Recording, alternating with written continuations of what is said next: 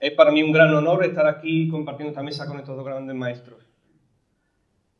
Bueno, seguramente muchos de vosotros ya nos conocéis, al Club de los Viernes me refiero, y al Círculo Libre Albaciada, y para los que no, os invito a que os deis una vueltecita por nuestra página web o nos sigáis en redes sociales, ¿vale? Ahí tenéis toda la información para el resto de eventos, para cosas que hacemos, para si os queréis asociar o simplemente queréis colaborar. Sabed también que el próximo jueves 1 de febrero cerraremos este certamen de conferencias con una conferencia que nos dará el periodista de Libertad Digital Domingo Soriano. Eso será el 1 de febrero aquí también en la USA a las 7 de la tarde. La conferencia se titula ¿Hay una alternativa a la socialdemocracia en la Europa del siglo XXI? Promete ser interesante. Os recomiendo que paséis por aquí a verla también. También hemos habilitado por ahí una tiendita, lo que pasa es que hay tanta gente que no se ve, está rodeada con algunos artículos que vendemos porque, bueno, como ya sabéis, somos una organización sin ánimo de lucro y algo de dinero siempre se necesita para hacer este tipo de cosas. Bueno, paso ya a presentar de forma breve a nuestros dos ponentes de hoy. Antonio Escotado es filósofo y escritor. Sus obras son ampliamente conocidas, voy a citar solo dos. La más famosa y la más reciente, porque son tantas que quiero que pasemos directamente al coloquio y hacerlo lo más breve posible. La más famosa es Historia General de las Drogas, que con mucho es la que le proporcionó la autoridad pública por lo polémico del asunto y por posicionarse en contra de su prohibición. Su obra más reciente, Los enemigos del comercio, una historia moral de la propiedad que, dicho por él mismo, es el libro de su vida. Para aquellos que queréis saber más sobre él y sobre su obra, podéis visitar la web escotado.org y la web emboscadura.com. Probablemente muchos de vosotros no conocéis esta última de la emboscadura, es reciente. Nace con el objetivo de que su obra y su pensamiento sea difundido a nivel global, para que sus libros estén disponibles en formato digital y sea traducido a otros idiomas, principalmente al inglés.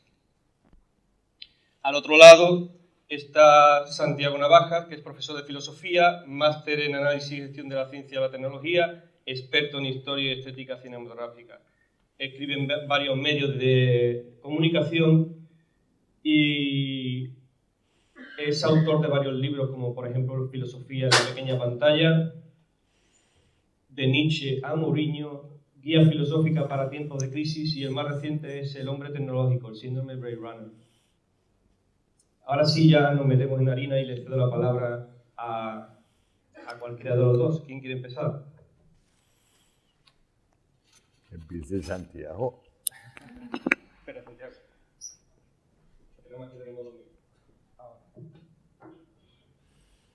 Muchas gracias por venir, es maravilloso ver esta sala tan llena, en particular para escuchar a un maestro como Antonio Escotado, del que le recomiendo la página que ha comentado Cristian, La Emboscadura, en la que se pueden descargar toda su obra. Yo de Antonio me he leído muchísima obra, incluso su traducción. Ahora estoy leyendo la traducción que hizo del Leviatán de Thomas Hobbes, que se os recomiendo porque para los liberales es un poco nuestro punto de partida, aunque es paradójico. Esto lo podemos comentar luego porque ellos tienen de Thomas Hobbes una especie de despotismo ilustrado por esa paradoja que está muchas veces dentro del liberalismo. Y bueno, primero le quiero pedir disculpas por el retraso, pero venimos de Granada y de Madrid respectivamente y nos ha costado un poco llegar puntualmente. Granada lleva que comunicar casi 3 años por tren, con lo cual es difícil salir de la ciudad por este régimen socialista que llevamos soportando en Andalucía 40 años ininterrumpidamente, que es una de las características más peculiares y más antiliberales que se pueden dar en cualquier país civilizado. Una región donde existe un gobierno sin alternativa es una de las cosas que a los liberales nos ponen los pelos de punta, porque uno de los criterios, efectivamente, el que haya alternancia en el gobierno para decir que un régimen auténticamente liberal. Y luego es un honor estar aquí con Antonio Escotado y en Sevilla, donde dio la casualidad que lo conocí personalmente, porque también lo invitamos al Congreso de Filosofía de la Asociación de Filosofía de Andalucía, que hubo hace unos cuantos años. Bueno, ya para meternos en arena, me gustaría comentarle a Antonio, que creo que el otro día me acordé mucho de él, porque el otro día está en Madrid, en el Museo Arqueológico Nacional, al que no iba hace mucho tiempo. Y empecé precisamente en la nueva renovación que han hecho del museo, empecé por el apartado dedicado a los griegos. Y me dejó estupefacto y me acordé de una cosa que decía Antonio Escotado en uno de sus libros más impresionantes, que es el Caos y Orden, que se lo recomiendo especialmente, junto por supuesto a los enemigos del comercio, donde él empieza diciendo precisamente que viendo el Louvre, en el Louvre, visitando la zona de los griegos, en el Louvre, también se quedó especialmente impactado, porque los liberales tenemos una ciudad en particular. Es decir, por ejemplo, hay un filósofo, Leo Strauss, que dice que todo Occidente se basa en dos ciudades, que son Atenas, por una parte, la filosofía griega, y por otra parte Jerusalén, la parte judía que nos da una dimensión ética. Pero los liberales yo creo que estamos más, somos más atenienses por naturaleza. Es decir, somos gente que donde realmente vivimos el tema de la libertad es en el mundo griego, dominado por dos conceptos fundamentales, que es el tema de la isonomía, la cuestión de que somos todos iguales ante la ley, cosa que también está en cuestión en nuestras sociedades actualmente, cuando cada vez más existen estas asimetrías, por ejemplo, entre hombres y mujeres vinculados a estas leyes de género que establecen esta dicotomía, estas luchas de sexos entre uno y otro. Y por otro lado, a la inseguridad, que es el concepto no solo de la libertad de expresión, sino el concepto de saber capaz de decir aquello que uno piensa que es verdad, aunque se ofenda a la mayoría. En ese aspecto, Antonio Escotado, un maestro en ambas cosas. Es decir, uno sabe que Antonio Escotado no se va a parar a la hora de decir efectivamente lo que piensa, aunque le duela a la mayoría. Entonces yo creo que podemos empezar por ahí, Antonio, si te parece, en el hecho de que los liberales somos griegos, por ejemplo, somos atenienses en particular, ¿no? Porque en Atenas está esa reivindicación de la libertad y del ciudadano como alguien que es capaz de oponerse al Estado. Es decir, en Grecia el ciudadano es algo que desde el que surge el Estado. No es el ciudadano el que depende del Estado, sino que es el Estado el que depende del ciudadano. Bueno, ahora el último libro que pues, calculo tener, el último libro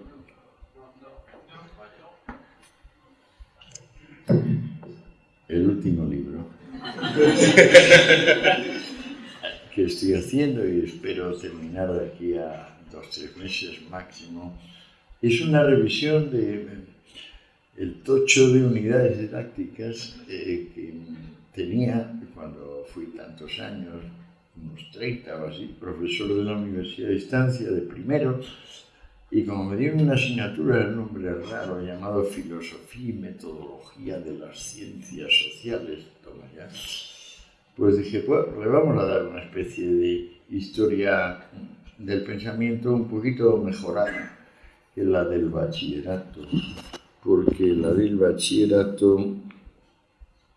¿Esto para qué? Ah, para otro de estos. No, bien. La del bachillerato está muy sesgada. Y bueno, pues me escribí las unidades, han pasado muchos años, y ahora, entre tales y cuales investigaciones, como no he dejado de estudiar, porque es lo único que me enrolla, hombre, no diré que de joven no me interesase casi tanto el sexo y la ebriedad. Ahora también sigue interesándome la ebriedad, pero sexo un poquito menos. El caso es que ahora estoy revisando eso y revisando particularmente la parte griega, porque después de castigar al personal con libros tan ingentes como Historia General, que son 1600 páginas, o Los enemigos del comercio, que supera largamente las 2000, pues digo, este libro va a tener 160 o 200 como mucho.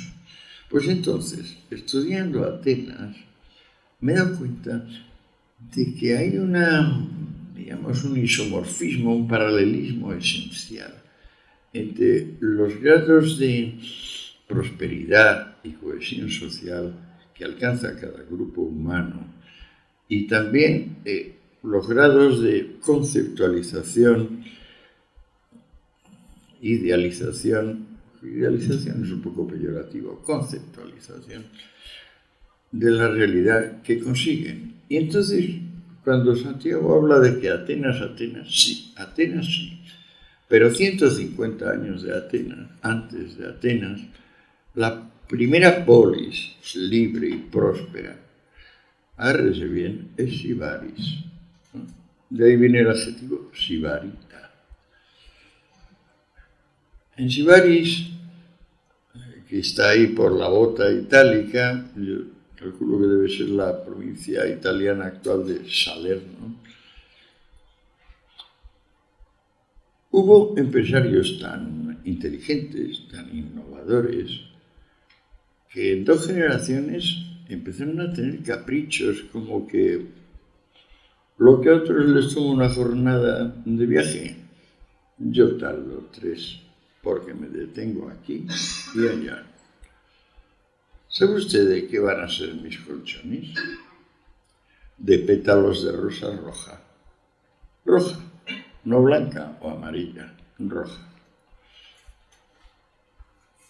Este hedonismo de los sibaritas llegó a desesperar, a indignar tanto, que podemos consultar fuentes primarias como Estrabón o Heródoto, y vemos que aunque no le hacía daño a nadie, sí concitaba un odio cerval hacia los sibaritas, hasta el extremo de que aproximadamente en la 3ª generación de su gloria, estos eran empresarios de una extraordinaria capacidad, sobre todo para viajar y pagar fletes, eran armadores básicamente los sibaritas, que a la 3ª generación apareció un listo llamado Telis, que fue el primer demagogo griego, el primer Pablo Iglesias Jr. Y Telis propuso a la Bulé, a la asamblea de Sibaris: vamos a expropiar a los 100 más ricos, nos quedamos con ellos, con su dinero, y lo tendremos todo mucho mejor. Y así se hizo. Todos estos 100 se asilaron en la vecina villa de Crotona, que era mucho menos próspera. Pero, sin embargo, a Crotona acababa de llegar, 5, 10, 15 años, no lo sabemos con precisión, un tal Pitágoras, del cual han oído hablar. Es posiblemente el hombre con más impronta en la historia universal, al menos si los inventos que se les atribuyen son verídicos. Acabó de llegar Pitágoras, y después de que Telis expulsase a los 100, esos 100 se refugiaron como suplicantes en el templo de Crotona. Pero Telis, que era un poco duro de cabeza, pero no tanto, al cabo de unas semanas, se dio cuenta de que se había incautado de las riquezas de los 100 más ricos, pero que esa no era la riqueza de los 100 más ricos, que la riqueza de los 100 más ricos es lo que los amigos de los 100 más ricos, lo que los 100 más ricos sabían, su know-how. Y entonces dijo: oh, Dios mío, me he equivocado. Y le mandó un ultimátum a Crotona diciendo: devolvedme a estos millonarios. La Bulé, la asamblea de Crotona, se reunió y estaban decididos a dárselos cuando se alzó la voz del recién llegado Pitágoras, que venía con 200 o 300 de su secta. Dijo: no lo hagáis, porque si cedéis al chantaje, cederéis a chantajes ulteriores. Aparte de que el derecho de hospitalidad es sagrado y no vais a oponeros a todas las leyes inmemoriales que os obligan a respetar la hospitalidad. Con Pitágoras venía el famosísimo Mirón, que había ganado 4 olimpiadas seguidas, la mayor parte de las especialidades, pero sobre todo la de lucha, que se puso a la cabeza del ejército de Crotona y destrozó a Telis.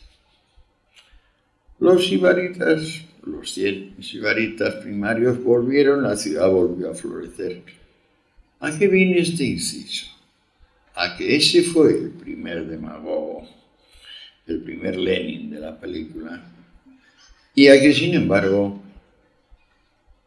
Los sibaritas nunca consiguieron librarse de la infamia, del odio, de la envidia, del rencor de sus vecinos, de modo que padecieron hasta 4 invasiones más, tuvieron un horrible terremoto que desvió el río, que prácticamente mantenía a su puerto, y Sibaris desapareció.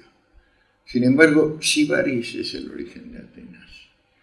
¿Cuál fue la siguiente ciudad que originó Atenas? Pues la siguiente ciudad se llamó Mileto. Y de Mileto son Tales, Anaximandro y Anaxímenes.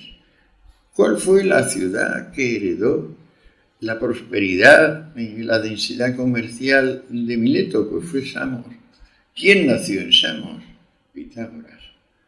¿Cuál fue la siguiente ciudad que tuvo una prosperidad como Samos? Éfeso. ¿Quién nació en Éfeso? Heráclito. ¿Cuál fue la ciudad siguiente que heredó a Éfeso en su capacidad comercial? Fue Elea. De Elea fueron Parménides y Zenón. Solo después de estas 5 ciudades, de estas 5 polis, llegó a entrar en sí misma Atenas, previa una última, una sexta, que fue Abdera, de donde vienen Demócrito, Protágoras, Anaxágoras. Anaxágoras era de Clazomene, pero Clazomene era como una especie de dependencia de Abdera. Debemos darnos cuenta de que la polis que culmina en Atenas no es más que la polis comercial. Aquella ciudad que vive sin violencia, simplemente de intercambiar pacíficamente bienes con territorios cada vez más distantes. Y a esos efectos dispone de industria. ¿Cuál es la industria griega principal? Yo, después de darle muchas vueltas, porque la verdad es que las fuentes no son muy explícitas, he llegado a la conclusión de que fue la tonelería. La posibilidad de coger los vinos que antes se llevaban en ánforas frágiles y sustituirlos por unos envases donde, al tiempo que están muy protegidos de golpes y de violencias, pueden madurar por sí mismos. Con la tonelería, la Hélade entera, combinada con las grandes ciudades fenicias, entonces Tiro, Sidón, etc., montó lo que podemos llamar la primera civilización mediterránea desarrollada. Antes ya existía la egipcia, pero si se fijan ustedes, hace poco estuvimos mi hijo Jorge y yo en el Cairo. Yo les decía, ustedes han tenido paz durante 2000 años porque les han vendido la vida eterna a todas las clases sociales, a unos más caritos y a unos más baratitos, pero les han vendido la vida eterna a todos. Es decir, ustedes son una sociedad de taxidermistas, ustedes son unos expertos en embalsamamiento, y todavía tenemos un fulano en la Plaza Roja que está disfrutando de esos dones. Eso de la taxidermia da más de sí de lo que parece. Pero digamos que cuando Atenas llega a su apogeo es porque la civilización griega ha sabido crear vinos muy superiores al de Palma y llevarlos en toneles, porque ha producido y exportado aceites con muy bajo nivel de acidez, que, claro, fascinan a toda la cuenca mediterránea, y porque exporta una cerámica que es, por otra parte, lo único que nos ha quedado de ese maravilloso genio helénico para representar las cosas. Porque nos quedan las estatuas, pero si se fijan ustedes bien en la pintura, no nos queda más que lo que hay en la cerámica. Mírense ustedes la cerámica con atención, porque ahora además está a golpe de clic las diversas épocas de la cerámica griega, y verán qué portentosa anticipación tienen ahí, no ya de Dalí, sino de Picasso, de Braque, de Matisse, de lo que ustedes quieran. Es fantástica la cerámica. El mundo antiguo se dio cuenta. Y sobre estos 4 artículos de exportación, la Hélade, pues prosperó. Y finalmente todo conversió sobre Atenas. Ale, sigue tú, Santiago. Bueno, este magistral resumen heterodoxo también de lo que era la filosofía griega, claro, desde ese punto de vista de la tonelería, que es la primera vez que lo he dicho.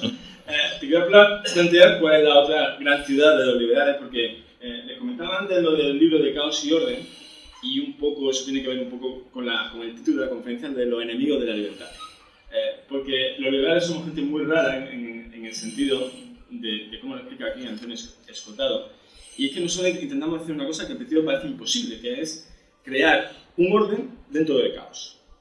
Mientras que el resto de la gente, tanto conservadores como socialistas, son muy apasionados del orden, mientras que los conservadores lo que están más bien es intentando mirar hacia el pasado para intentar volver a restaurar una edad de oro mítica que pasó en el pasado. Los socialistas se proyectan hacia esa edad de oro, pero en el futuro. Entonces, lo implementan todo, pero desde ese especie de paraíso socialista sin clase al que quieren llegar. Mientras que los liberales no, los liberales estamos encantados de esa dicotomía que tú estableces entre el orden y el caos, esa dialéctica en el que, claro, hay una cuestión clave, que es el tema de la creatividad y el tema de la innovación. Entonces, en ese aspecto hay otra ciudad fantástica para nosotros los liberales, que es Edimburgo.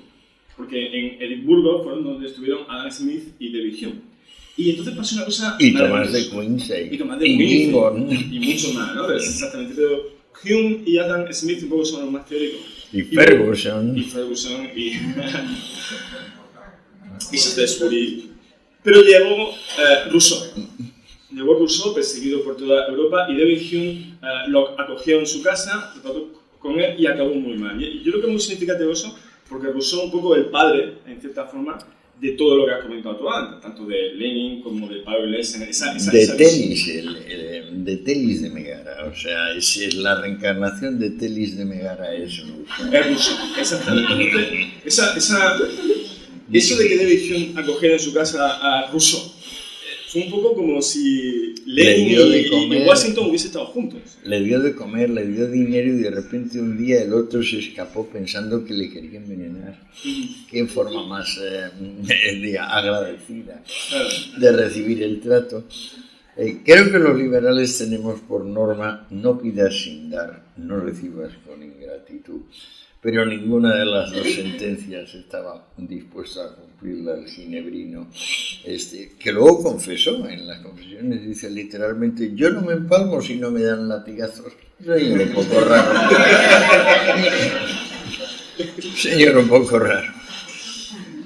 Pero muy venerado, muy respetado, sobre todo por Lenin. Yo diría que Edimburgo está muy bien, pero Viena es lo único parecido a Atenas del periodo de Pericles, a mi juicio. Viena en tipos de Freud y de la revolución cuántica y de Mach.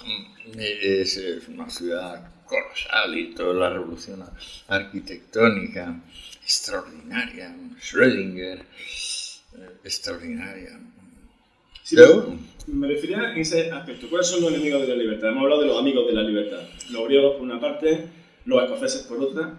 ¿Y qué es lo que sucede? Leyendo, por ejemplo, tu traducción de Thomas Hobbes, en Thomas Hobbes hay una cosa, que está el origen del liberalismo, a la hora de configurar un poco lo que luego va a suceder, pero él da un paso atrás y al final lo que crea es un estado absolutista perfecto. Lo que pasa es que dirigido por un déspota ilustrado. Y claro, te das cuenta de cuáles son los dos valores que fundamentan a los enemigos de la libertad, que son la seguridad y la paz. Eso es un poco lo que pone Hobbes frente a la libertad. Entonces, mientras que los liberales somos muy apasionados de la libertad, con el precio que eso acontece, que es el caos, la gente que es enemiga de la libertad favorece más la seguridad y la paz. Ya lo decía Hayek, que los socialistas tienen buena voluntad, lo que pasa es que no se dan cuenta de cuáles son también los puntos débiles de su teoría y las consecuencias negativas a lo que puede llegar.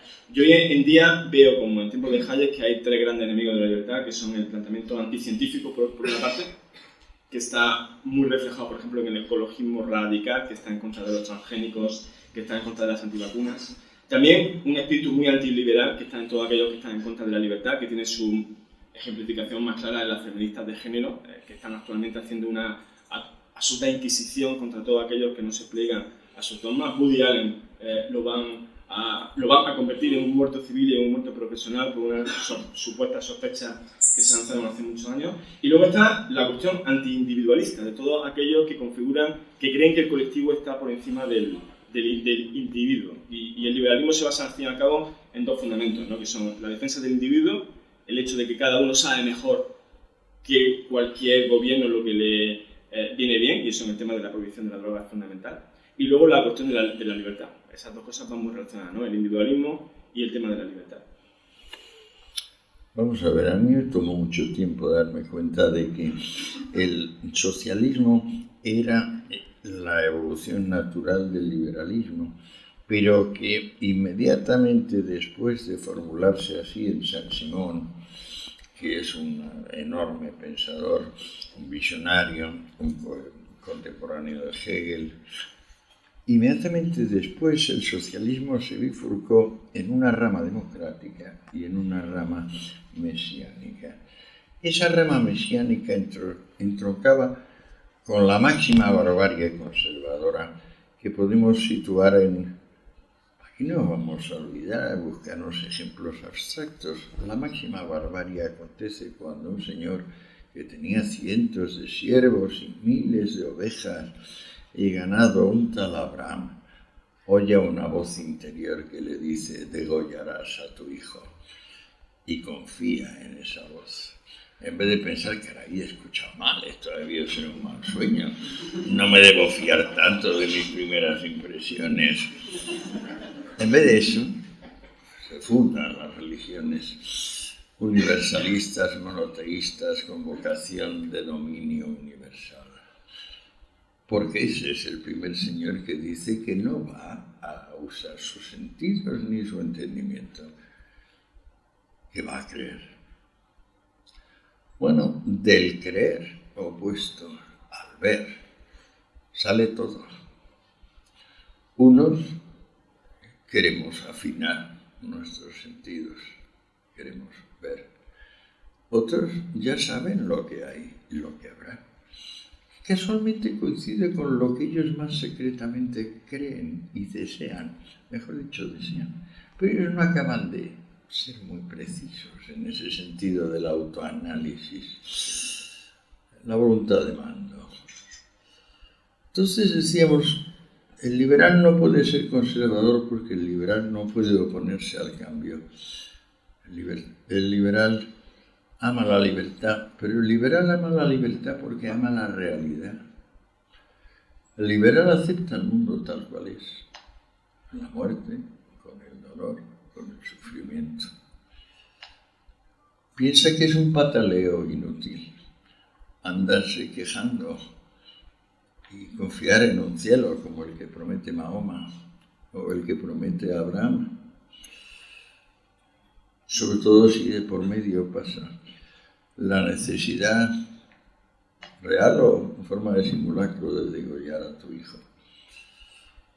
El liberal ama la realidad porque ama la libertad y ama la libertad porque ama la realidad.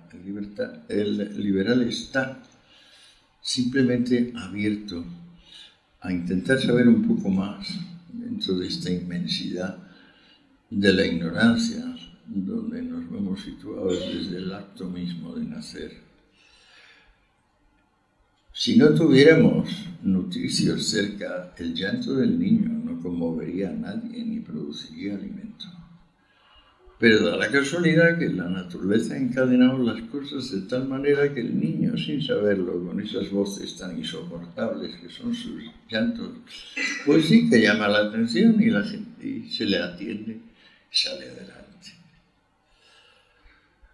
Esa bifurcación del socialismo mesiánico y democrático define, a mi juicio, todo lo que ha acontecido en Europa y el resto del planeta desde mediados del siglo XIX hasta comienzos del siglo XXI, donde nos encontramos actualmente.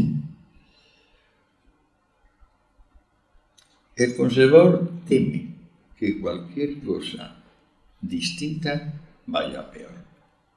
Es un poco de... Quizá secretamente se da cuenta que no hay más salida de nacer que la de morir. No le gusta y prefiere interpretarlo de otra manera. El insensato salvaje que no sabe convivir con su deseo. Ahora les explicaré por qué en la medida de mis débiles fuerzas. El insensato manda revolucionar, manda cambiarlo todo, porque, fíjese, el mundo capitalista cada vez va peor, cada vez somos más pobres, cada vez somos menos, cada vez hay más incomodidad. Es horrible, ¿cómo es posible que el capitalismo siga existiendo? Fíjense ustedes que dentro de la especie humana hay personas que ansían algo y que cuando lo obtienen no saben qué hacer con ello. Las drogas son un ejemplo perfecto. Lo mismo la heroína que el alcohol, que el tabaco, que las pastillas para dormir.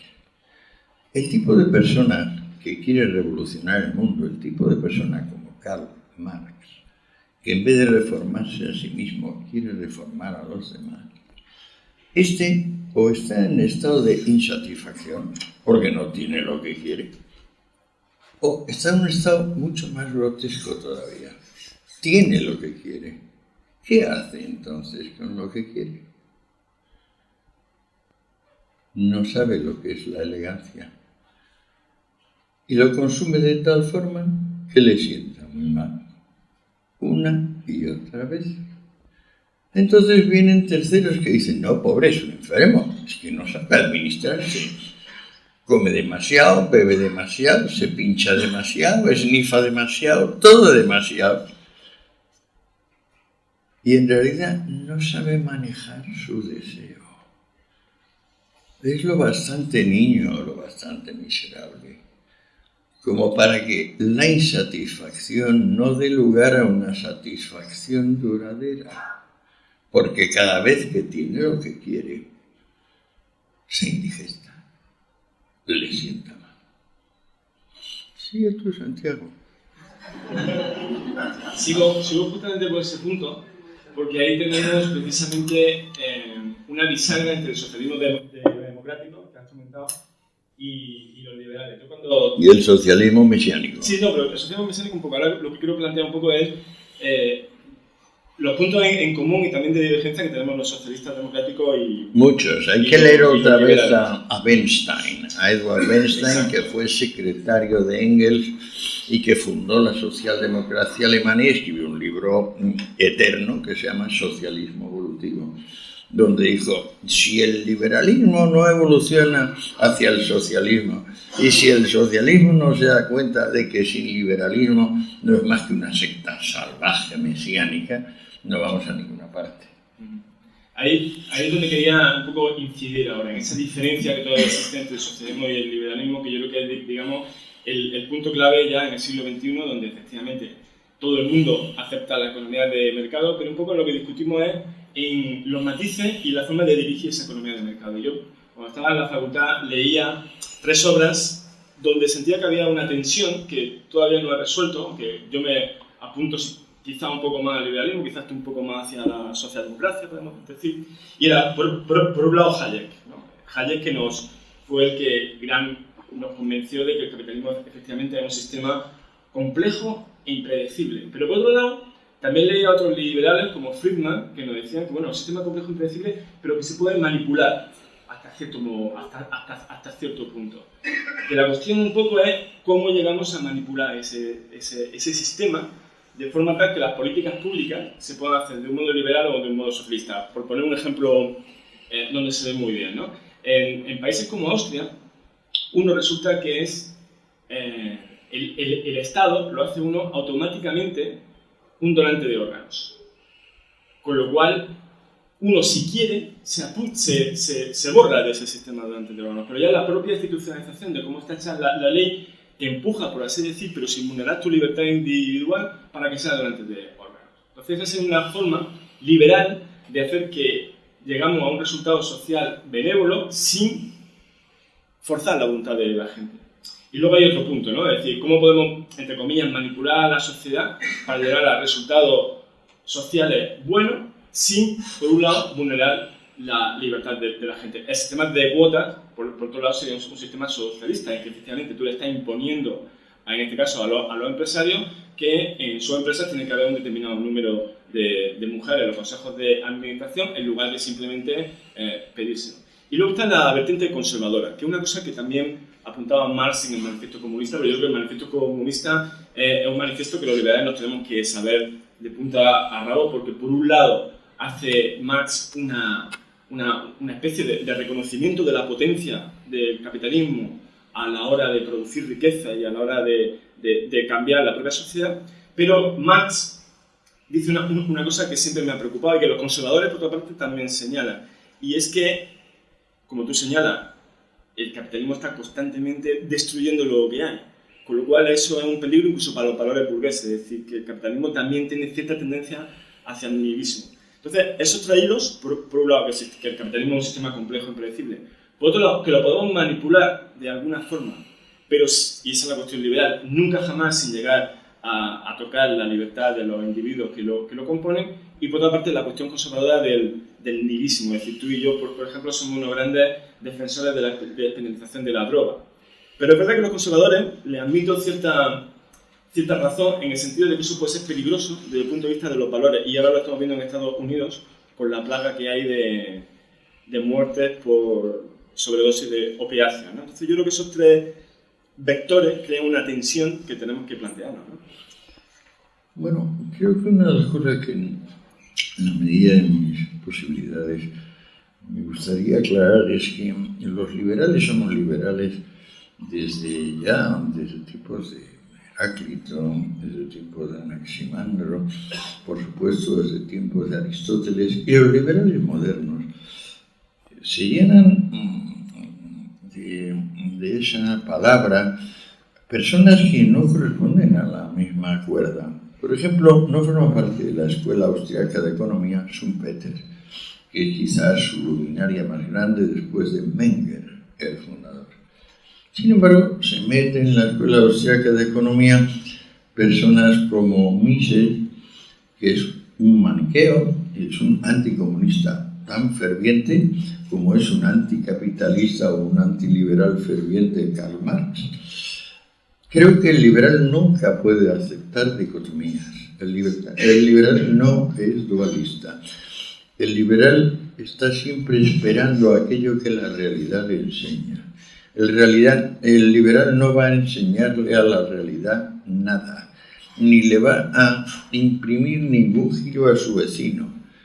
Va a reclamar una sociedad donde la coerción sea mínima. Pero eso no quiere decir que no sea consciente de que la libertad es conciencia de la necesidad y que solo con ingenio técnico, con paciencia, con entendimiento respecto del vecino, se pueden las cosas ir progresando y la necesidad retrocediendo. Si llaman ustedes a la necesidad intemperie, quizás lo tienen más claro para entenderlo. Hemos nacido en la intemperie y ya la hemos hecho retroceder mucho.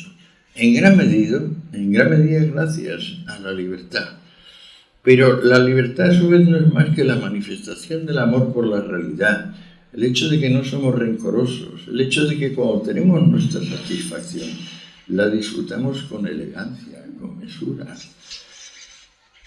Por ejemplo, que ciframos nuestro destino y nuestro bien en morirnos y que nuestros vecinos se acuerden de nosotros diciendo qué simpático, qué buena gente.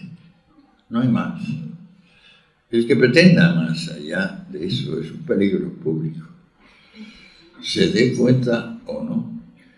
Sin ese punto de prosaísmo, donde libertad y necesidad se confunden en todo momento, no nos daremos ni siquiera cuenta que dentro de la tendencia liberal Hay un liberalismo doctrinario, por el cual nos advirtió ya Adam Smith con el ejemplo del ajedrez, diciendo que el liberal doctrinario, o el hombre doctrinario, en inglés dice the man of system, cree que se puede jugar políticamente con la humanidad como si fuesen piezas de ajedrez.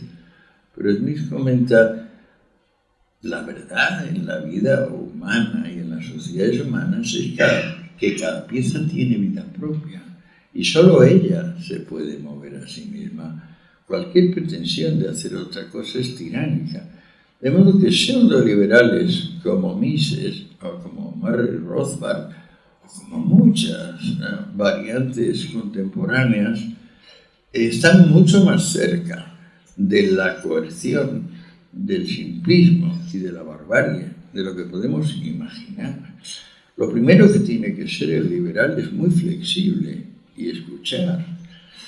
Por ejemplo, a la inteligencia y a la libertad se le ha dado como don ancestral la elocuencia. El tonto, el canalla, el miserable, no es elocuente. Como decía Heráclito, como no sabe escuchar, tampoco puede hablar.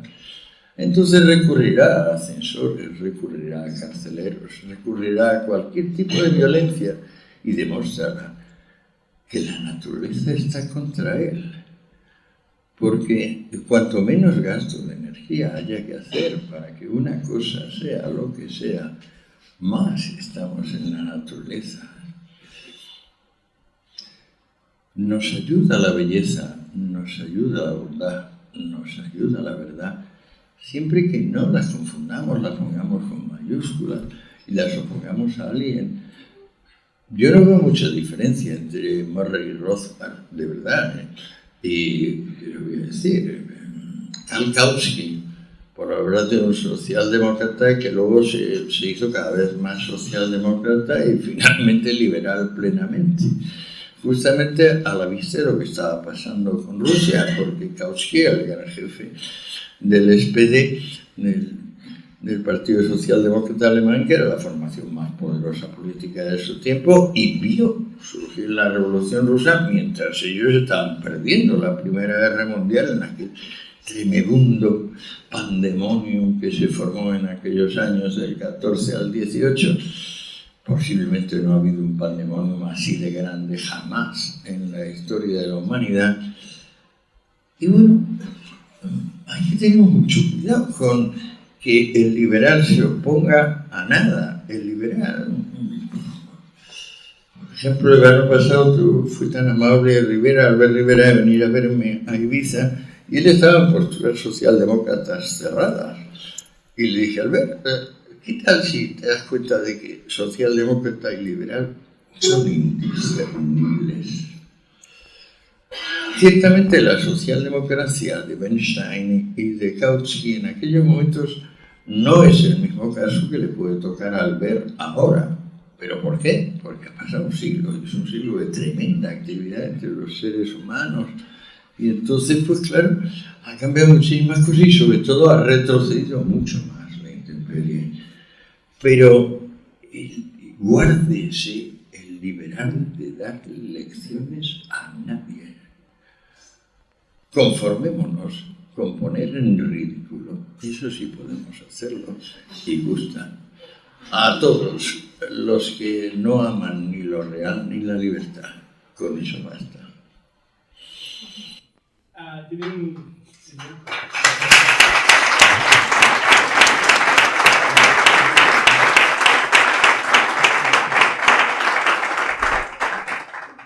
Se inventa un término aquí en Caos y Orden que me ha gustado mucho y que siempre lo he tenido un poco presente en mi vida, es la diferencia entre lo que él comenta que son mando-obedientes y libertarios, ¿no? El mando-obediente es aquel que tiene esta tendencia a decir que sí y a obedecer sistemáticamente.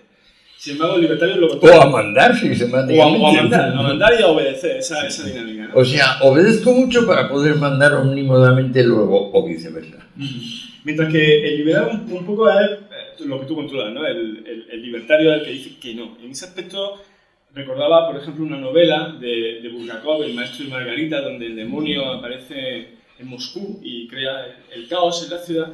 Y una de las cosas curiosas de esa novela es que el demonio comenta con Bulgakov que todos los días desayuna con Kant, con el filósofo Kant, que es una cosa que me dejó muy impresionada en su momento.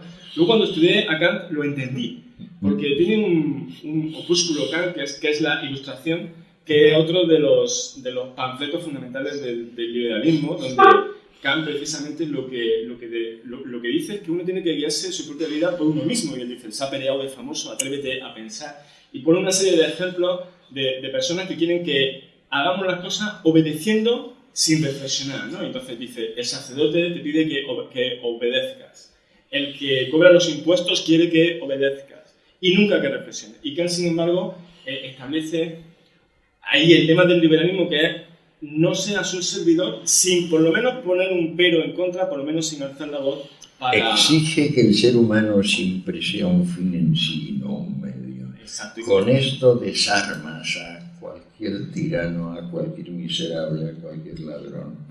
Y no uses a las personas como cosas, como palancas que finalmente te aupan a ti o aupan a una idea o a un sistema del mundo. No lo hagas jamás.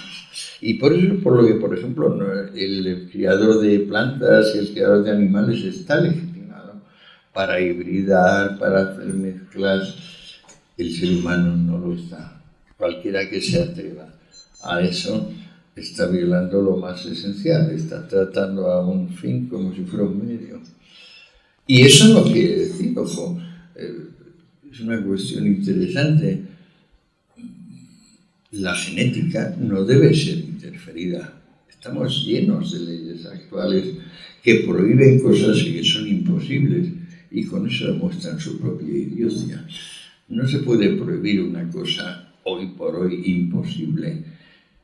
De la genética se puede esperar fácilmente la eternidad del ser humano. ¿Qué es lo que impide la eternidad del ser humano? Que las células, en vez de regenerarse, en vez de reproducirse, tengan la orden de regenerarse. Eso es un asunto técnicamente bastante solucionable. Pero ¿cómo vamos a solucionar si tenemos ya 8.000 millones de personas y el planeta evaporándose como una pavesa en sus propias basuras? Ahora vamos a tener personas con 500 y 1.000 años de vida o con 1 millón de años de vida hasta aburrirse salvajemente con su propia finitud. No. Igual que no podemos permitir experimentos como los de Hitler o como los de Lenin o como los de Maduro, por decir ya la forma invertebrada de lo mismo, igual que no podemos pedir esos experimentos, no podemos impedir el desarrollo del saber en cualquiera de sus ramas, porque el saber es lo divino del hombre. Ya lo decía Aristóteles, el nous, la inteligencia, es lo divino del hombre. Está muy por encima de nosotros. Nosotros no somos más que una especie de sombras del logos, sombras del nous. En la medida en que les tengamos el debido respeto a esas potencias superiores, que son la razón y la coherencia, progresaremos y retrocederá la intemperie. En el mismo instante en que se nos olvide y queramos mandar o queramos decir que la verdad es esto y la mentira es aquello, ya la hemos cagado, ya vamos muy mal. Cuanto más crece el ser humano, a mi juicio, amigos míos, más humilde debe hacerse y más implacable en el sentido de exigirse que una parte creciente de su tiempo se dedique a los demás. ¿Cómo dedicamos una parte creciente de nuestro tiempo a los demás? Pues aprovechando el ratón.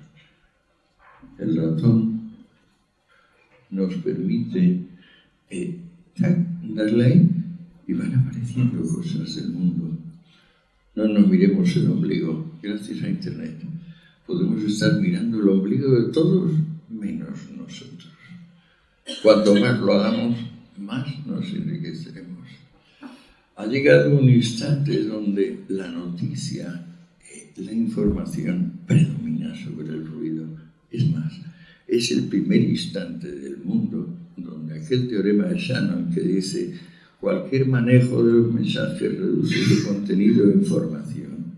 Ahora, cada persona con su móvil en su mano puede demostrar qué quiere hacer. Mirar fotos suyas o me gusta su foto. O quiere informarse de cómo se creó la segunda capa geológica de Tasmania. El poeta dirá los nombres, pero cada persona se pondrá en su sitio. Exacto, entonces en ese aspecto, lo que te comentaba de Satán con Kant, yo siempre lo relacioné, creo que Bulgakov lo hizo porque él se ha peleado de Kant, es muy diabólico en el sentido de que el lema Atrévete a saber, atrévete a saber. Y el lema de Satán era non serviam, no serviré, que tiene mucho que ver con lo que tú estableces, esa dicotomía entre el mando obediente, el que manda o el que hace obedecer, y el libertario, ¿no? Entonces, los libertarios siempre han sido un poco satánicos en ese aspecto, y ya he comentado, antes he escuchado la cuestión de Albert Rivera. Entonces, pues yo, por ejemplo, yo antes felicitaba a Cristian y a Ramón porque se ha hecho un club del viernes aquí en Sevilla, y me parece muy sintomático porque los liberales siempre están un poco quejándonos, un poco ayudos de a quién votamos, ¿no? En este aspecto, yo siempre he considerado que los liberales tal vez es imposible que tengamos un partido, porque donde hay 10 liberales hay 15 opiniones diferentes. Es decir, al final siempre vamos a terminar discutiendo entre nosotros acerca de quién es liberal, quién no es liberal, quién no es liberal. Entonces, el club sí es un formato más adepto a la cuestión del liberalismo porque precisamente lo que fomenta el debate. Y los liberales, en ese lema de Estados Unidos, que es pluribus unum, dentro de la pluralidad, lo uno, sin embargo, los liberales somos más de pluribus, es decir, de separarnos. Por ejemplo, ahora en el famoso debate de la independencia de Cataluña, algunos liberales hemos tenido un poco una voz díscola con respecto a todo el mundo, ¿no? Porque hemos conseguido cabrear a los nacionalistas catalanes y a los nacionalistas españoles, planteando que sería posible un referéndum de Cataluña, pero no al modo de los nacionalistas, sino al modo liberal, es decir, que sean los ciudadanos los que efectivamente sean los que quieran estar dentro o fuera de Cataluña, y se ha producido ese invento fantástico que estamos entusiasmados, que es Tabarnia. Porque Tabarnia precisamente lo que es el reconocimiento de gente que piensa que el derecho a pertenecer o no a un país no pertenece a un territorio o una nación metafísica, sino a los propios ciudadanos. Entonces, esa función liberal de estar a favor más bien de la pluralidad se adopta muy bien a tu pensamiento en ese aspecto de que tú siempre has estado a la contra, es decir, da un poco de cosa, decía enemigo de la libertad a alguien como tú que has estado en la cárcel de Franco, ¿no? Comparado con eso... Pero a la contra pragmáticamente, o sea, esto de que los liberales nos dividimos y unos dicen esto, a unos les gusta la F, otros la G, otros la H, otros la M, no. Los liberales, y más ahora ante la amenaza totalitaria que se hizo gigantesca en torno a la revolución industrial, en torno a la prosperidad, la nueva prosperidad del mundo que creó la fábrica en cuanto tal y el empresario como segmento de la sociedad que hasta entonces era muy pequeñito.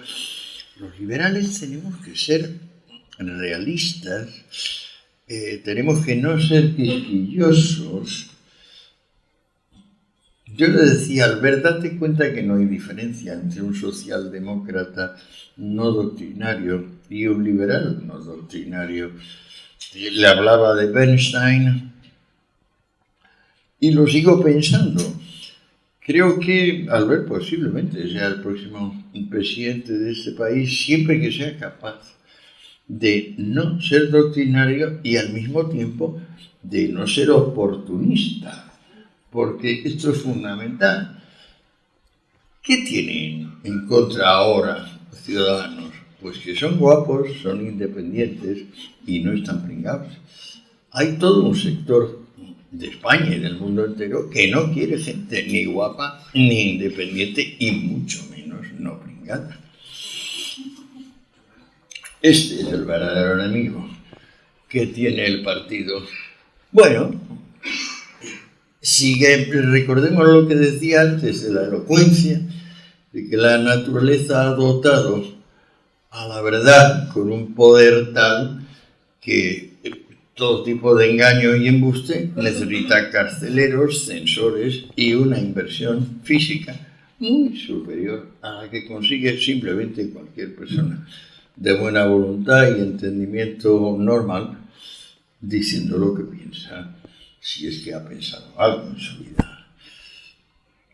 ¿Por qué ha habido revoluciones tan violentas a lo largo de todo el siglo XX? Pues porque les falta elocuencia, porque no saben decir las cosas de manera que convenza, porque para convencer necesitan una pistola y una checa y una conjura y una tramilla secreta por aquí y otra tramilla secreta por allá y un soborno y una intimidación.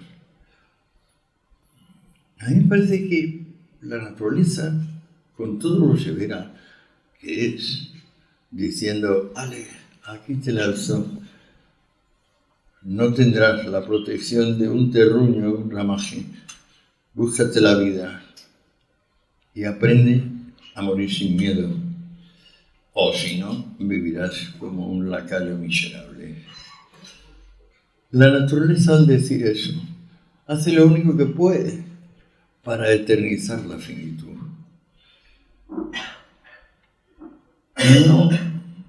No hay manera de pedirle al ser que sea ser. Estamos en el estar. Somos transitorios, limitados. Sin embargo, decimos la palabra ser. La palabra ser es la copulativa que une todas las demás palabras.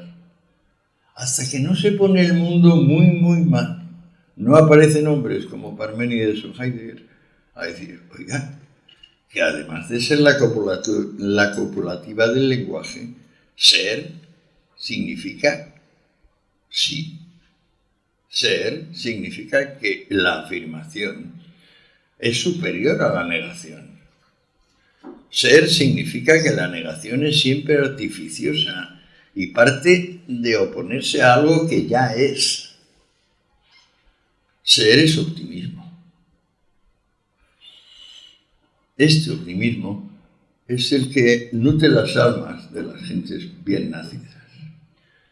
El que no lo tiene ya se puede poner a buscarlo, porque morirse se va a morir seguro. De modo que la empresa es congraciarse con la naturaleza, darse cuenta de que no le vamos a pedir peras al olmo. El que entró, sabemos que va a salir con los pies por delante. ¿Qué puedes hacer entre medias? Amar, pensar, respetar,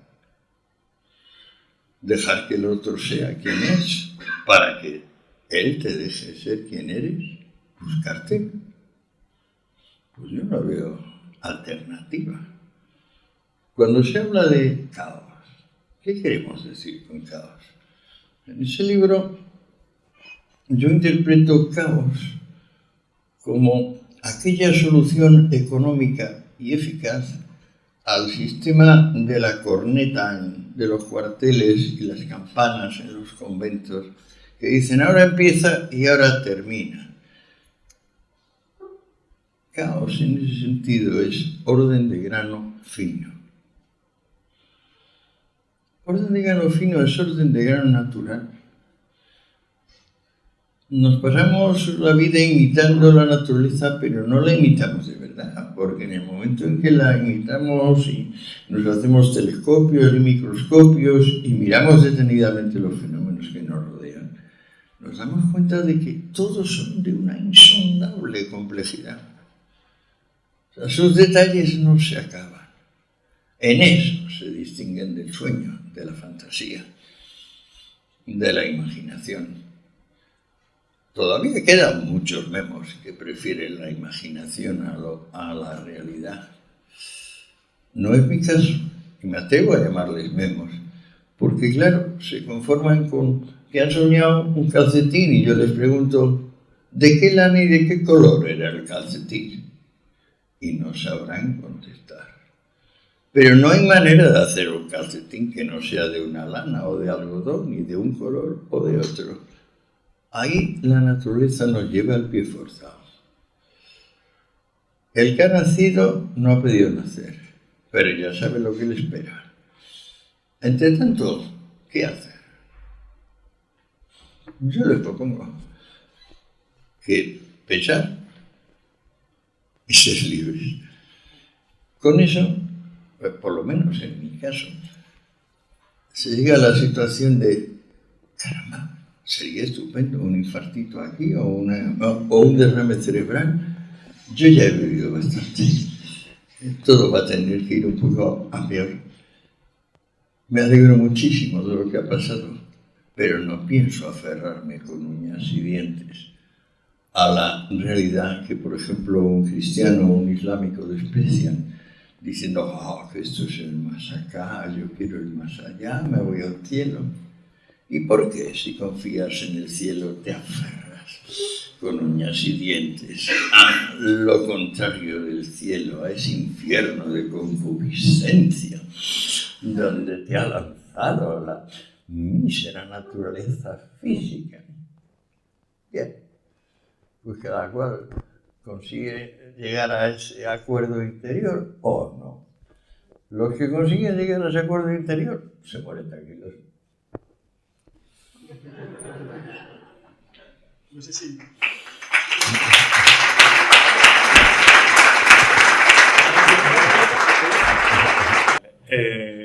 Bueno, yo un poco te he seguido mucho, te he visto todos tus vídeos en YouTube, te he leído el libro.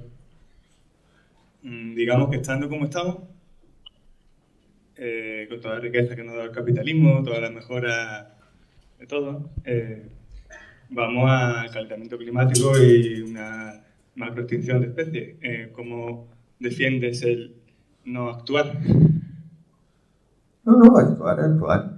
Si hubiéramos hecho una charla sobre economía, a mí me encantaría hablar de muchas cosas muy concretas. O sea, por ejemplo, la proporción de reserva de divisas en los bancos centrales del mundo, la evolución del derecho tributario, dónde debe ir el crédito barato, etcétera. Pero es que eso es otro día. Es que eso da para un ciclo de 20 conferencias, economía técnica. O sea, he intentado evitarlo a rajatabla y por eso no he hablado de capitalismo. Habla usted de Atenas, de Jerusalén, y me gustaría saber, ya por repasar las grandes ciudades, Roma, ¿en qué papel estaría?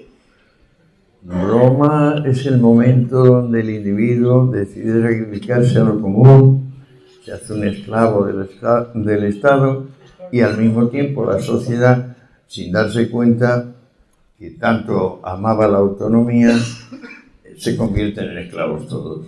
Por ejemplo, si ya estamos en la época de los emperadores más ilustres, los antoninos, que además eran españoles un buen número de ellos, la crisis económica inducida por el hecho de que haya 20 esclavos por cada hombre libre hace que en tiempo de los antoninos los hombres libres estén mantenidos a través de un impuesto, la nona, que le da como mínimo trigo, pero a veces también les da aceite, también aceite de masajes, que para los romanos eso en las termas era casi tan esencial como hoy el móvil.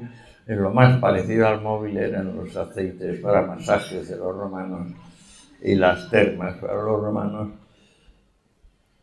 Porque es un pueblo que a su vez quizá se hizo el dominador, el gran maestro del mundo durante 200 años debido a su maravillosa higiene. Es el pueblo más limpio de la antigüedad. Siempre tuvo abundante agua pura y eso le permitió resistir enfermedades que se cargaban a otros pueblos. No está enterado usted, por ejemplo, de que la lepra, nosotros todos tenemos el bacilo de la lepra, pero necesitamos de 3 a 6 meses de no tocar el agua para que salga. Y entonces, claro, como es políticamente incorrecto, ni siquiera Wikipedia nos dice que la lepra es una enfermedad de guarros. Pero así es. Bueno, Roma fue el momento donde el individuo se sacrificó al Estado sin darse mucho futuro, porque había una razón para sacrificarse al Estado, que el romano había descubierto el derecho. El romano había descubierto la profunda diferencia entre el decreto de una asamblea o un individuo y el par de normas que vertebran para siempre una sociedad civil. Que no son más que un par de normas y que se pueden decir de varias formas, pero yo lo he dicho de varias formas, pero es muy cortito. Digamos, una es la propiedad ni se gana ni se pierde por violencia o fraude, y otra es los pactos son ley entre las partes y el que no cumpla indemniza. Si ambas cosas se mantienen, una sociedad civil crece, prospera, se llega a dar un Estado, y ese Estado, que primero será un Estado despótico, tiránico, vertical, seguirá haciendo cada vez más parecido a lo que ahora tenemos, las tabletas, Internet. O sea, y entonces nos daremos cuenta de que somos información, que no somos ruido. El ruido es repetir, la información es, de repente aparece, como decía Heráclito, alguien enciende una luz en la noche. Eso es un bit. En relación con lo otro, que como es repetición y repetición es simplemente ruido. También así se distingue la excelsa música del espantoso estruendo mecánico, al que estamos cada vez más sometidos, por otra parte. Roma fue un momento muy alto de la humanidad, pero en el sentido de que fue esclavitud en todos, para todos. Fue esclavitud para Augusto y para César, hombres eminentes, que se esclavizaron al Estado y al bien de la cosa pública, y luego fue esclavitud para todo el resto de la población, que prácticamente el hombre libre dejó de existir. Tipos de Marco Aurelio, el hombre libre es más miserable que el esclavo. Pues el esclavo al fin y al cabo tiene alguna incumbencia. El hombre libre tiene que ser como el del Lazarillo de Tormes, que se echa migas aquí para pensar que comió, pero en realidad lleva unas semanas sin comer, y debajo de la capa no lleva calzones porque los tiene empeñados o están agujereados. El pobre vergonzante. Roma es un pobre vergonzante, desde el año 100 hasta el 500 o 400 y pico, cuando ya se desintegra.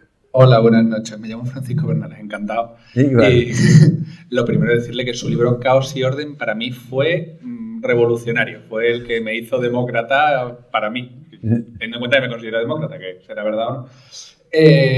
Y luego un par de preguntas casi anecdóticas y luego una que quizás sea un poco más larga.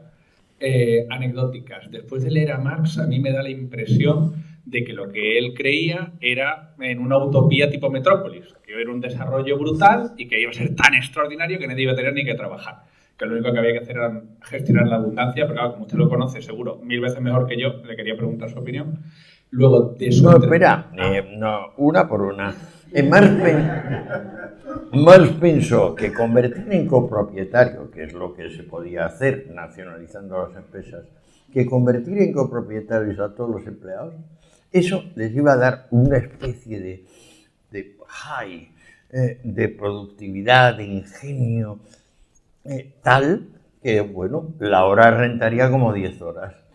Pero claro, esta postura es totalmente delirante. Sí, con la siguiente. Entonces hay una cosa que yo le imputaba a Marx, que era el papel del empresario, que debe ser algún teórico posterior, el empresario como futuro burócrata. Vale. La otra que es anecdótica es en su entrevista con Pablo Iglesias. Yo me reí mucho en La Tuerca cuando lo invitó y cómo se veía en plan colega, y yo decía, a ver cuándo llegan las tortas, que llegaron al final las tortas. A mí el personaje no me lo acabo de creer nunca. Usted, como lo ha tratado, ¿qué hay de real? Porque me parece que miente siempre y por lo tanto no sé qué dice. Él se busca a sí mismo, es un hombre que se busca a sí mismo. Por una parte, la sombra de sus seguidores es tan alargada que le tiene paralizado. Y cuando terminamos la entrevista me dijo, Antonio, nos vamos a tomar unas copas. Y nos fuimos, pero tiene un sitio así muy privado, y sí que lo tengo en la calle Ferraz, un sitio de vino, de pinchos y tal, donde hay un reservado. Y él lleva 2 policías, en ese caso llevaba una mujer y un hombre armados hasta los dientes. Y se pusieron a nuestro lado, el chef fundió 4 gin tonics, mientras yo me fundía 4 tequilas. Seguimos cada vez más animados, Y me di cuenta que es mucho más, no digo bondadoso, porque no se puede ser bondadoso cuando se siembra el rencor como si fuese abono, pero que él es mucho menos, que vamos, que no se cree las cosas que dice.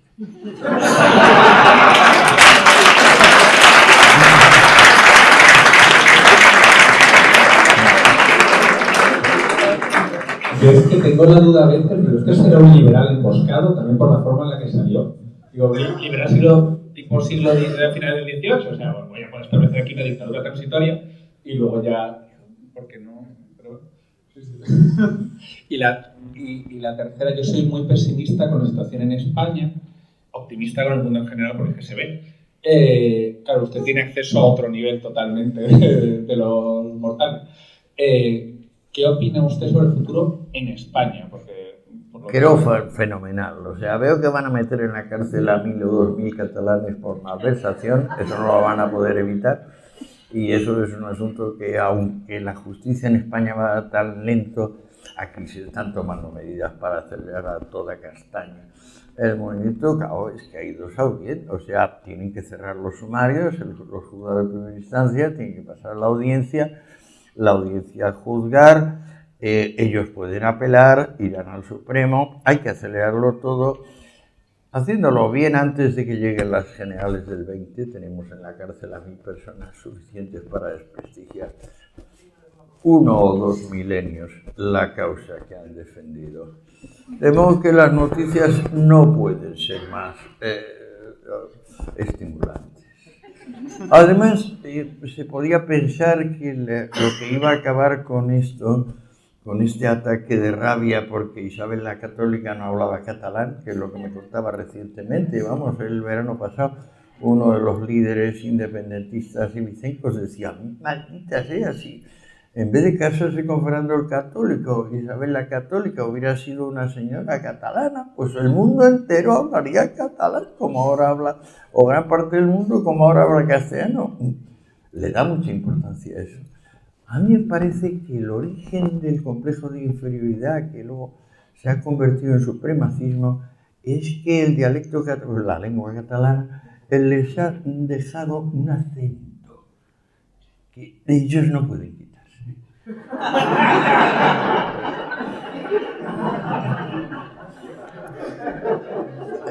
¿Es usted entonces optimista por eso? Yo soy optimista incorregible. Le vi en la entrevista con, y ya suelto, en Canal Sur, cuando dijo usted, sin lugar a dudas, votaría a Rajoy. No sé si se acuerda usted de aquello, hace mucho tiempo, en una entrevista en Canal Sur, para gran sorpresa del entrevistador. Otro que no sé si creo que no es a Rajoy. ¿Qué piensa usted ya con los años de experiencia que tenemos, del gobierno en general? Hombre, ha quedado fenomenal. Yo siempre digo, este hombre es un cenizo, un pesado, pero, por ejemplo, Pablo Iglesias me habló muy bien de él. Me dijo que es ingeniorísimo, simpaticísimo. Otras personas que no son del PP también me han hablado muy bien de él. Y su gestión de la crisis catalana, aunque fue un poco lenta, y a remolque de Albert, que ahí se portó infinitamente mejor, pues bueno, lo he hecho bien. Creo que poco a poco vamos a tener como dirigentes políticos lo que nunca hemos tenido. Gente guapa, independiente y no pringada. Que Dios nos oiga. Hola, buenas tardes.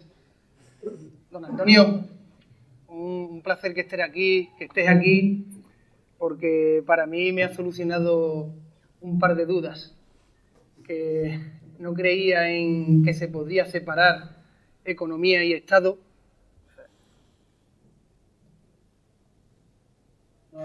Arriba del micro, sí, pero... Sí. Que se podía separar economía y Estado y luego que después de leer a Adam Smith no comprendía por qué a Edimburgo le llamaban la Atenas del Norte. ¿De acuerdo? Mis preguntas son, ¿podríamos considerar, no sé si ya ciencia o no, sino una ciencia fallida, el marxismo? Y mi segunda pregunta es, ¿se es liberal en todo o no se es liberal en nada? ¿Qué piensas de eso? El marxismo nunca fue ciencia. El marxismo nunca fue ciencia. En cuanto al liberalismo, todo lo que sea acercarlo a algo maximalista es, a mi juicio, un error. El liberalismo tiene que ser humilde, pragmático, adaptado a cada cosa. Y por otra parte, lo suficientemente amplio de miras como para decir: yo soy el camino, la verdad y la vida. El que crea en mí vivirá eternamente.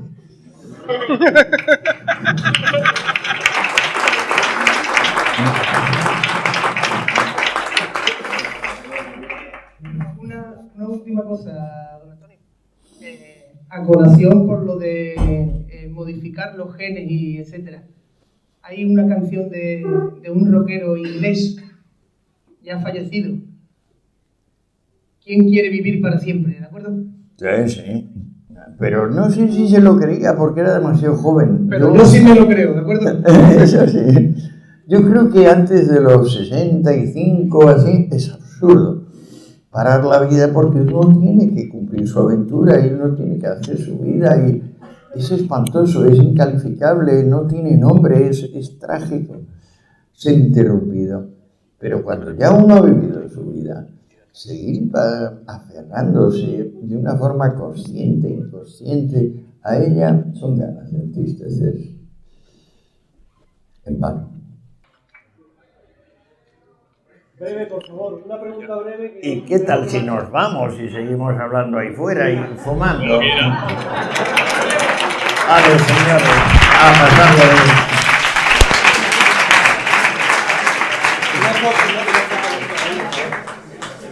Si no te importa, una foto aquí de familia.